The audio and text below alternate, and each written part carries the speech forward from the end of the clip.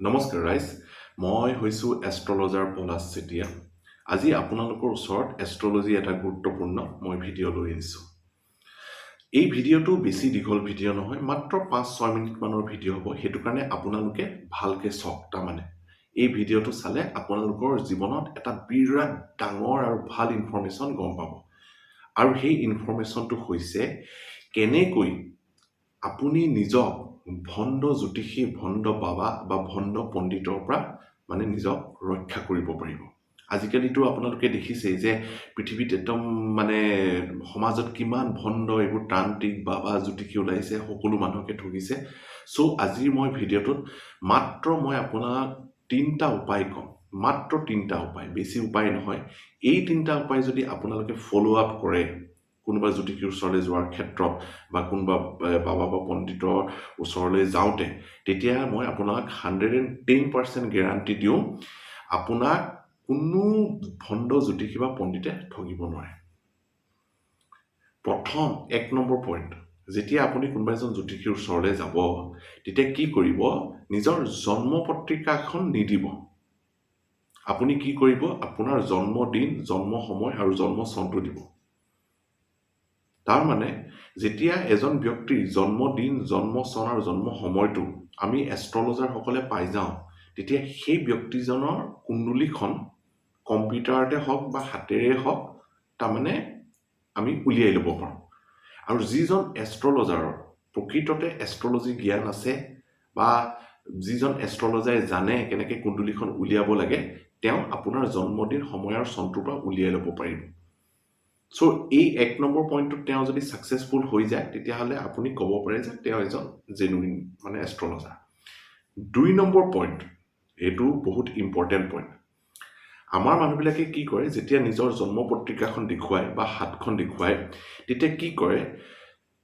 জ্যোতিষীজনে কোৱাৰ আগতে নিজৰ জীৱনত কেনেকুৱা ধৰণৰ ঘটনাবোৰ ঘটিছে বা কি প্ৰবলেম হৈ আছে মানে হৈছে সেইখিনি কৈ দিয়ে সেইটো ক'ব কেতিয়াও নালাগে কিহৰ কাৰণে ক'ব নালাগে মই আপোনাক কৈছো শুনক যেতিয়া জ্যোতিষীজনে আপোনাৰ জন্ম পত্ৰিকা বা হাতখন চাই আৰু আপোনাৰ জীৱনত যি ঘটনা হৈ আছে সেই ঘটনাখিনি আপুনি কোৱাৰ আগতে তেখেতে যদি কথাখিনি মিলাকে ক'ব পাৰে মানে আপোনাৰ লাইফত যি হৈছে সেই কথাখিনি যদি জন্ম পত্ৰিকাখন চাই বা হাতখন চাই কৈ দিব পাৰে আৰু কথাখিনি যদি মিলি যায় সেইজন আচল জ্যোতিষী কাৰণ কেলে কাৰণ তেওঁ এষ্ট্ৰলজি বিষয়টো নলেজ আছে কাৰণে কথাখিনি মিলাকে মানে ক'ব পাৰিব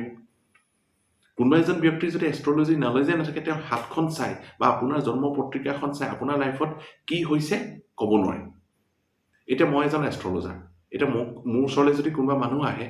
মই তেওঁৰ হাতখন চাই বা জন্ম পত্ৰিকাখন চাই মানে লাইফত কি হৈছে গমেই পাই যাওঁ আৰু সেই কথাখিনি মিলিয়ে যায় উদাহৰণস্বৰূপে আপুনি মোৰ ওচৰত জন্ম পত্ৰিকাখন দেখুৱাবলৈ আহিলে আপোনাৰ মই জন্ম পত্ৰিকাখন কম্পিউটাৰত উলিয়ালো আপোনাৰ চালো কৰ্মস্থান কেনেকুৱা হৈ আছে কৰ্মস্থান বোলে বেয়া হৈ আছে ভাগ্যস্থানো বেয়া হৈ আছে তেতিয়া মই ডাইৰেক্ট কম আৰু যে আপোনাৰ জীৱনত ষ্ট্ৰাগল আছে কাৰণ কৰ্মস্থান বেয়া হ'লে আপোনাৰ ধৰক ইমান উন্নতি কৰিব পৰা নাই ভাগ্যস্থান বেয়া হ'লে আপোনাৰ প্ৰত্যেকটো কামতে তাৰমানে ভাগ্যই বাধা দিব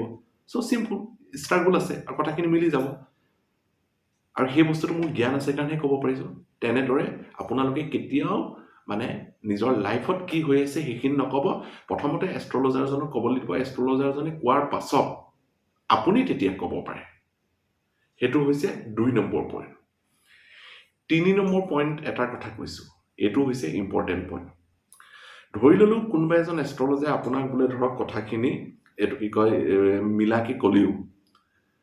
কোৱাৰ পাছত তেওঁ যদি প্ৰতিকাৰ কৰাৰ নামত ৰেমেডি কৰাৰ নামত যদি বহুত বেছি পইচা ডিমান্ড কৰে সেইজন এষ্ট্ৰলজাৰ তাৰমানে আপোনাৰ ফেক এষ্ট্ৰলজাৰ জেনুইন এষ্ট্ৰলজাৰে কি কৰিব জানে আপুনি ধৰক নিজৰ জন্ম পত্ৰিকাখন মানে দেখাইছে আৰু বোলে তেখেতে আপোনাক প্ৰতিকাৰ দিছে তেখেতে আপোনাক 2 ধৰণৰ প্ৰতিকাৰ দিব এছাম প্ৰতিকাৰ হ'ব অকমান দামী আৰু এছাম প্ৰতিকাৰ হ'ব অলপমান সস্তীয়া উদাহৰণস্বৰূপে মই আপোনালোকক এটা উদাহৰণ দি বুজাই দিছো উদাহৰণস্বৰূপে মই আজি আপোনাৰ জন্ম পত্ৰিকাখন চালো জন্ম পত্ৰিকাখন চোৱাৰ পাছত দেখিলো যে আপোনাৰ শনি গ্ৰহটো খুব বেয়া হৈ আছে এতিয়া মই আপোনাক কি কৰিলো শনি গ্ৰহ ভাল কৰিবৰ কাৰণে এটা নীলম ৰত্ন সাজেষ্ট কৰিলো শনি বেয়া হ'লে মানে নীলম ৰত্ন ধাৰণ কৰিব লাগে নীলমটো হৈছে অত্যন্ত দামী ৰত্ন কিন্তু যিসকল মানুহে নীলম ৰত্নটো ধাৰণ কৰিব নোৱাৰে পইচাৰ কাৰণে তেওঁলোকে নীলমৰ অল্টাৰনেটিভ ৰত্ন এমিথিছ পাথৰটো পিন্ধিব পাৰে এমিথিছ পাথৰটো পিন্ধিলেও তাৰমানে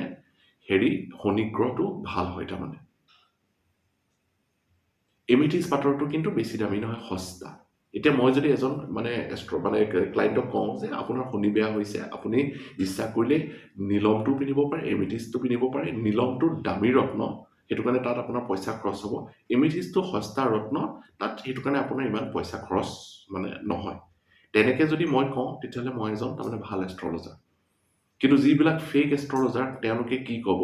তেওঁলোকে ক'ব যে নীলমটো পিন্ধক নীলমটো একদম দামী ৰত্ন নীলমটোহে কাম কৰিব অন্য ৰত্নবিলাকে কাম নকৰিব তেওঁ ফেক মোক আপোনালোকে এটা কথা কওক যদি যিবিলাক সিম্পল ৰত্ন যিবোৰ কম দামী ৰত্নই যদি কামেই নকৰে তেতিয়াহ'লে জ্যোতিষ শাস্ত্ৰত সেই ৰত্নবোৰৰ বিষয়ে কিয় উল্লেখ আছে সেই ৰত্নবোৰ পৃথিৱীত কিয় আৱিষ্কাৰ হৈছে সেইটো কাৰণে কোনোবা যদি জ্যোতিষীয়ে কয় যে অৰিজিনেল আৰু দামী ৰত্ন পিন্ধিলে কাম হ'ব তেওঁ জেনুইন নহয় এইটো কথা ঠিক দামী ৰত্নটোৰ কিছুমান কামৰ এফেক্ট বেছি ভাল থাকিব সস্তীয়াটোতকৈ কিন্তু এইটো নহয় যে সস্তীয়া ৰত্নই কাম নিদিব সো এই তিনিটা পইণ্টে মই আপোনালোকক ক'লো এই তিনিটা পইণ্ট যদি আপোনালোকে ফ'ল' আপ কৰে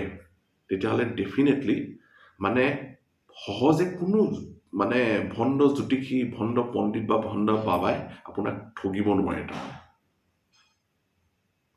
আশা ৰাখিছোঁ ভিডিঅ'টো চাই ভাল পালে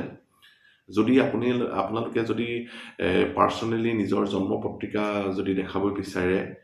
তেতিয়াহ'লে মোক এই তলত দিয়া নাম্বাৰটোত যোগাযোগ কৰিব পাৰে আজিলৈ আহিছোঁ পুনৰ ভিডিঅ' দিম চেনেলটো পাৰিলে লাইক কমেণ্ট আৰু ছাবস্ক্ৰাইব কৰিব নমস্কাৰ